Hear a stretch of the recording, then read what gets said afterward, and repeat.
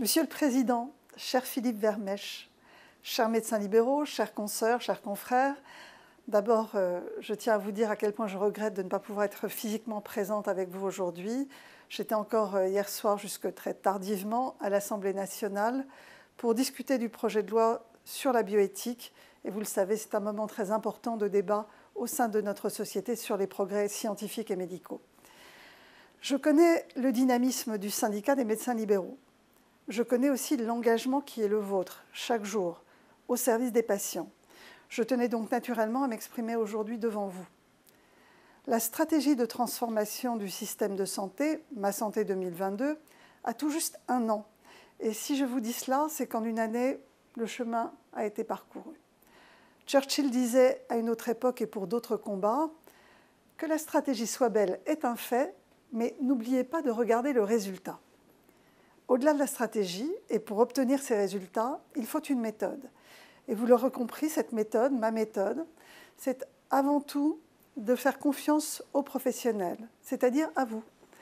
Les plans verticaux élaborés depuis les bureaux du ministère, ce sont de vieux réflexes qui ont déjà fait la preuve de leur inefficacité. Dès mon arrivée, mon choix était de faire confiance au terrain, à la capacité qu'ont les soignants de s'organiser, de s'adapter et de construire ensemble. Dans ces enjeux, les médecins libéraux jouent évidemment un rôle de premier plan. Pour défendre les médecins, vous le savez bien, il faut avoir le cuir solide. Je ne compte plus le nombre de fois où l'on m'a reproché de conduire une réforme médico-centrée.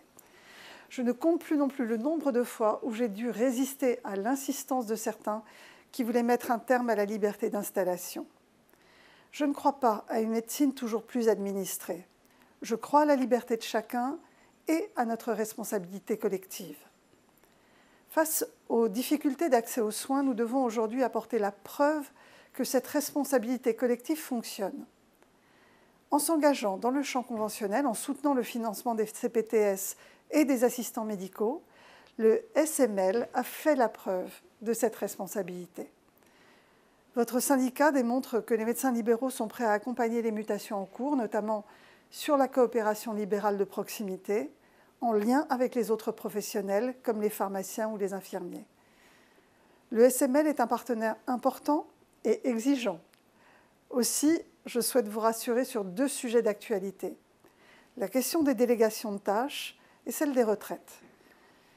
Tout d'abord, j'entends les craintes que vous avez exprimées sur les évolutions entourant les compétences des professionnels non médecins, notamment la vaccination ou encore la possibilité de réaliser des TROD en pharmacie. Les prises en charge sont de plus en plus complexes. Une montée en compétence de l'ensemble des professionnels de santé est inévitable. Il ne s'agit pas uniquement de retrouver du temps médical pour les patients, mais également de positionner le médecin sur ses compétences à haute valeur ajoutée. Vous connaissez mon parcours et mon engagement. Jamais un élargissement de compétences ne se fera au détriment de la qualité des soins et des patients. Enfin, ces évolutions ne doivent pas se faire et ne se feront pas au détriment des médecins, notamment sur le plan financier. J'entends également des inquiétudes concernant la réforme des retraites, avec parfois des discours inutilement alarmistes. Tout d'abord, les médecins libéraux cotisent aujourd'hui à un taux élevé. Ils n'ont donc pas à craindre une augmentation de leur cotisation.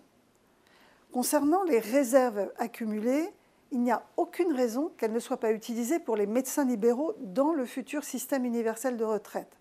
Je le dis très clairement, ces réserves ne seront aucunement confisquées.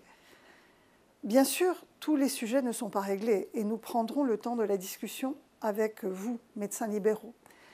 Comme partenaire, le SML sera partie prenante des échanges que nous aurons dans les prochaines semaines. Chers consoeurs, chers confrères, il nous faut revenir à l'essentiel, notre engagement en tant que médecin. Depuis plus de 2 ans, je comprends vos inquiétudes, je partage vos préoccupations. Médecin, je l'ai été, je le serai peut-être de nouveau un jour, et je sais combien cette profession est exigeante, éprouvante et passionnante à la fois. Revenir à l'essentiel, c'est relever les défis qui s'ouvrent à nous en termes d'accès aux soins et répondre aux attentes de nos concitoyens. Revenir à l'essentiel, c'est aussi de pouvoir compter sur la médecine libérale pour relever ces défis. Je vous souhaite donc à toutes et à tous d'excellentes journées.